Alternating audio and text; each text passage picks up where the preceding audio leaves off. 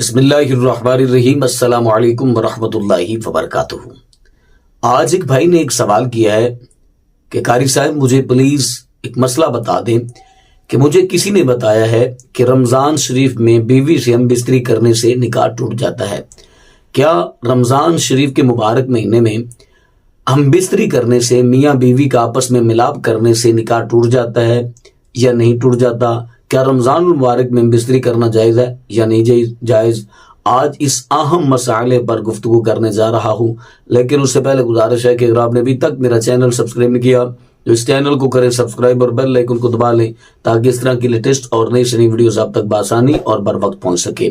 ماہ رمضان المبارک کے آتے ہی اس طرح کے سوالات آنا شروع ہو جاتے ہیں کہ ماہ رمضان میں ہم بستری کرنا جائز ہے یا نہیں، رمضان میں حق ازواجیت ادا کرنا جائز ہے یا نہیں۔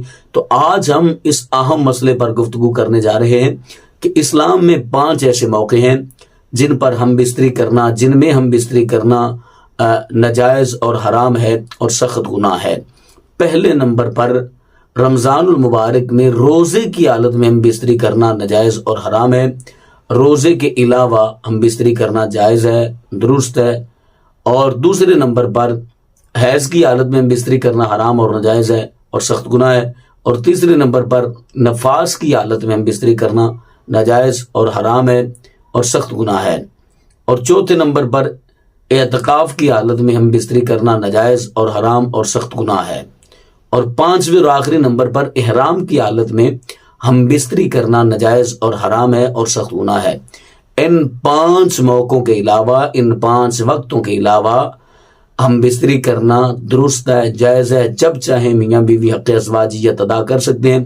تو جن لوگوں نے یہ غلط افواہیں پھیلائی ہوئی ہیں کہ رمضان المبارک میں ہم بستری کرنے سے نکاح ٹوٹ جاتا ہے، تو ان کا حقیقت کے ساتھ کوئی تعلق نہیں، یہ محض افواہیں اور غلط فہمی ہیں جو لوگوں کے اندر یہ انسٹال کی جا رہی ہیں۔